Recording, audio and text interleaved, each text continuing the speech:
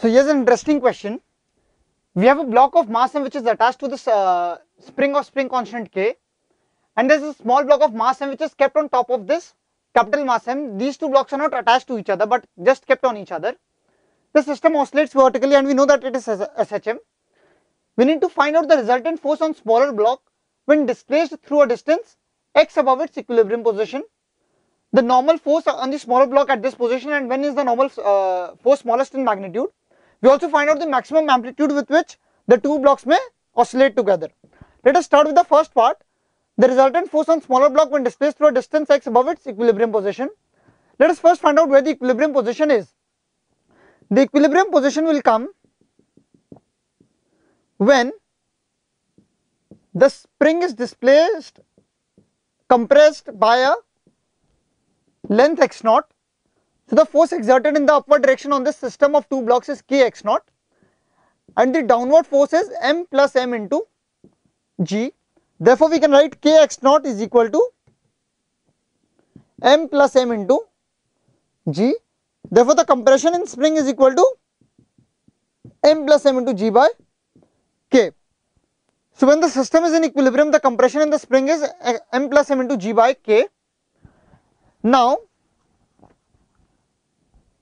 when the block is displaced through a distance x above its equilibrium position, what happens is that we know that in an SHM the restoring force is equal to k into x, where x is the displacement from the equilibrium position and here x is given to be the displacement from the equilibrium position in the upward direction. So the restoring force on the system is kx in the downward direction. Now this, due to this restoring force, there will be an acceleration a. Therefore we write kx is equal to m plus m into a. Therefore acceleration is equal to kx upon m plus m. Now this is the acceleration of each of the two blocks. Both the blocks are accelerating down with the same acceleration because they are together. Now we need to find out the resultant force on smaller block. Now the resultant force on smaller block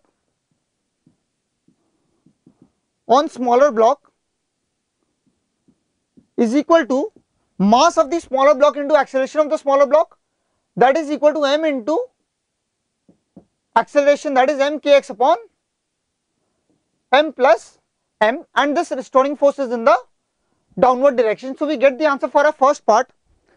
We write it here. The answer for our first part is m kx upon m plus m in the downward direction. Let us solve the rest of the parts. We have been asked the normal force on smaller block at this position. So let us again redraw the diagram. This is m, this is capital M. We can write mg minus n. This is the restoring force.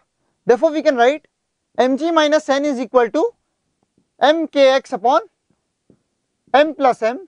Therefore the normal reaction when it is displaced by a distance x above its equilibrium position comes out to be mg minus m kx upon m plus m.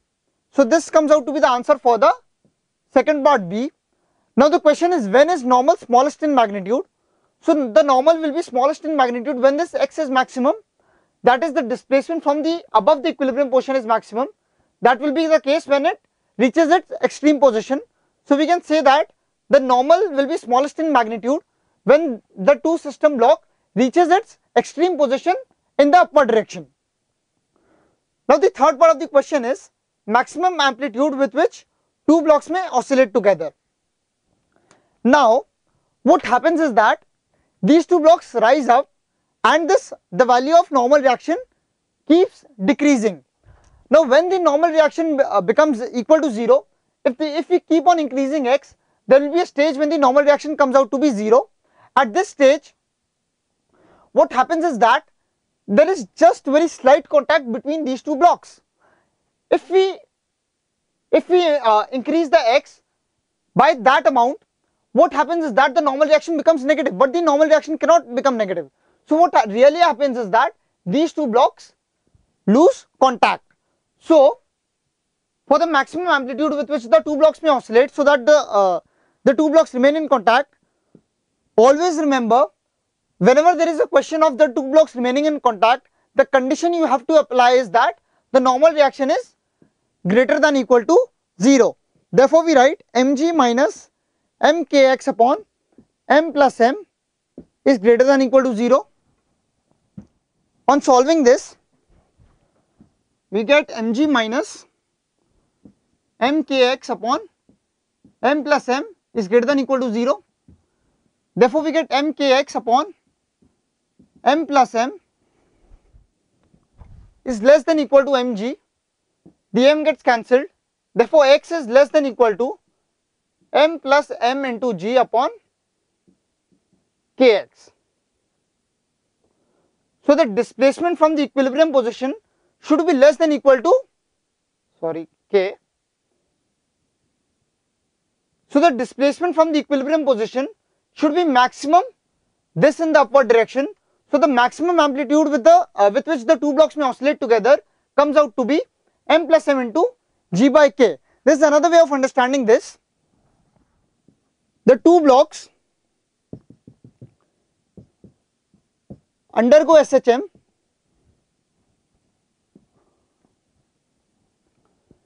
and let this be the equilibrium position.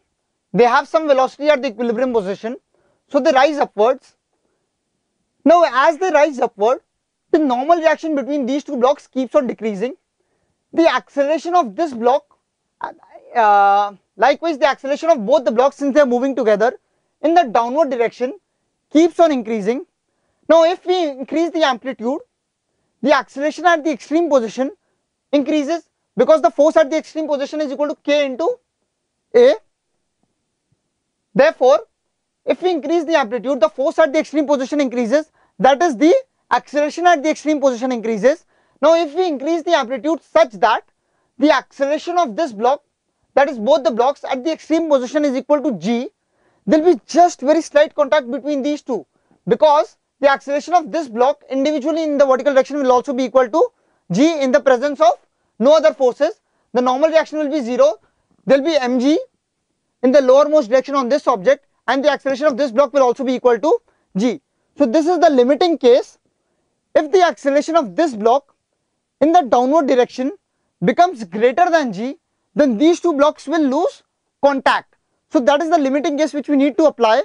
So, the limiting case we can also apply is that the maximum possible acceleration at any point should be less than equal to g in the vertical direction.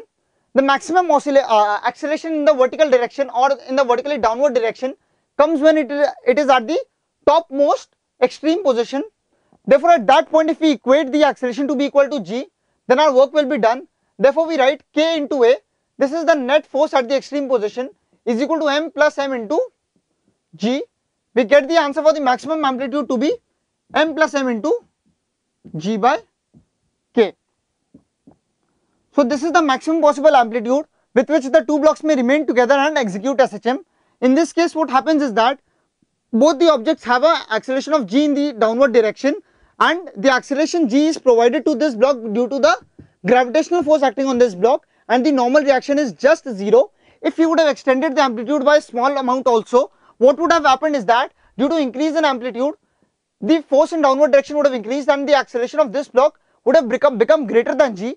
So, this would have fallen down faster than this block and these two blocks would have separated.